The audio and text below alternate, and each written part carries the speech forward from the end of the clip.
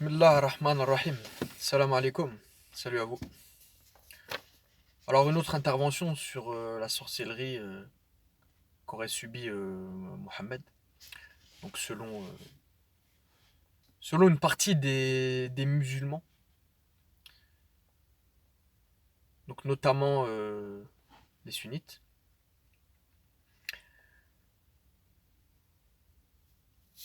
Alors ils disent, si, il a été ensorcelé. C'est pour ça que Surat Al-Falaq et Surat An-Nas ont été révélés.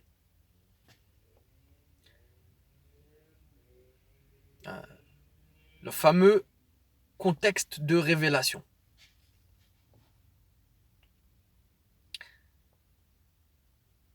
Alors, il y a des questions là. Il va falloir répondre à certaines questions là. Donc, ces sourates, bon, il y a divergence dessus. Bien sûr, certains se cachent derrière cette divergence. Mais ceux qui défendent que Mohammed était ensorcelé disent que ces sourates ont été révélées à Médine, anciennement Yathrib. Parce que Mohammed a été ensorcelé en période médinoise, et notamment pendant qu'il fréquentait Aïcha. Donc celle qui rapporte ces choses-là, qu'il aurait été ensorcelé, blablabla. Donc ils défendent cette idée-là. Surat al-Falaq et An-Nas, révélées après l'ensorcellement du prophète, donc en période médinoise. Tout ça en période médinoise. Parce que si ils défendent le fait que Surat al-Falaq et An-Nas ont été révélées à la Mecque, toute leur histoire sur l'ensorcellement du prophète, elle tombe à l'eau. Du coup, il va falloir répondre à certaines questions si vous considérez que Surat al-Falaq et An-Nas ont été révélées après l'ensorcellement du prophète.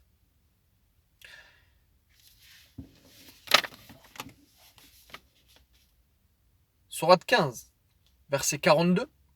Iblis n'a pas de pouvoir sur les serviteurs de Dieu, mais sur les égarés. Mohammed était-il un serviteur de Dieu ou était-il un égaré? Bien sûr, il était un serviteur de Dieu. Pour vous, il était un égaré alors? Sourate 17, verset 65. Iblis n'a aucun pouvoir sur les serviteurs de Dieu. Même chose. 50e sourate révélée. Sourate 72, El-Jinn, verset 22. Donc El-Jinn. C'est significatif quand même, non? Mohammed dit qu'il n'y a pas de refuge en dehors de Dieu. Donc il est informé et il dit qu'il n'y a pas de refuge en dehors de Dieu. C'est la 40e sourate révélée. Donc c'est qu'il avait l'habitude de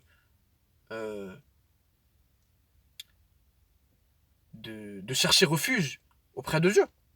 Il avait l'habitude de faire des invocations.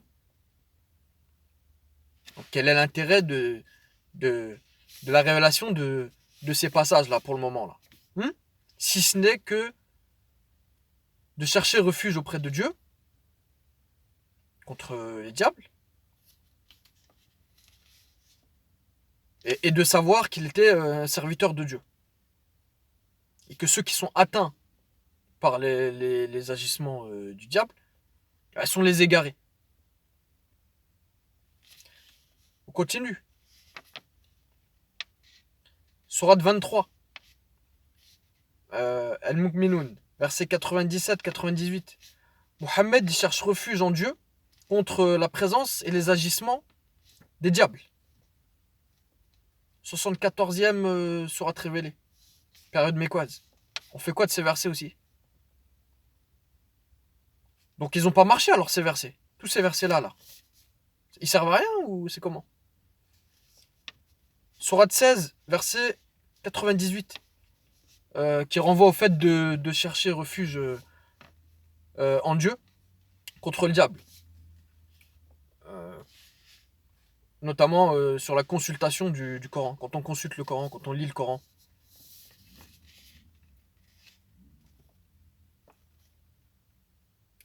Il y a aussi la sourate 19, verset 18.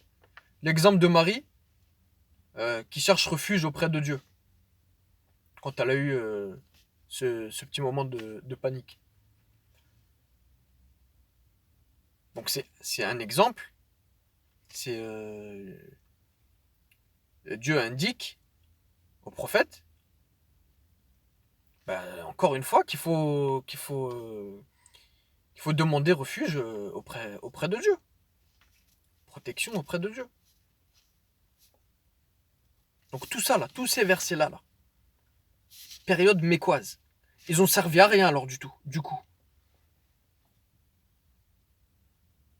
Dites-le, il faut le dire. Il faut dire, ces versets-là, ils servent à rien. Ils ont servi à rien au prophète.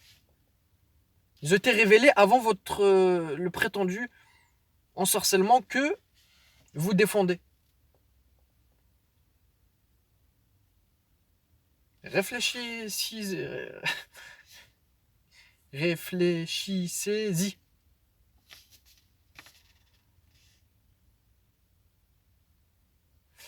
J'ai oublié. al-Kittab. Al-Fatiha, que vous appelez al-Kittab. Bismillah ar-Rahman ar-Rahim. Alhamdulillahi Rabbil Alamin.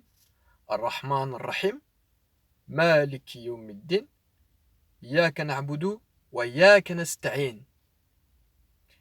اهدنا الصراط المستقيم صراط الذين أنعمت عليهم غير المغضوب عليهم ولا الضالين. إياك نعبد وإياك نستعين. Ce verset là, qui fait 19 lettres. C'est toi que nous servons.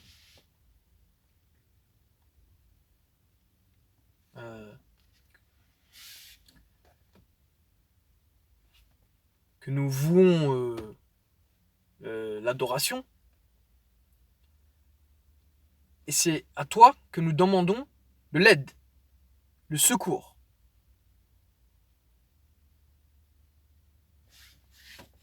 Il compte pour du beurre aussi, ces passages-là, ils comptent pour du beurre. Non. Période mécoise. Sur ce, salam alaikum.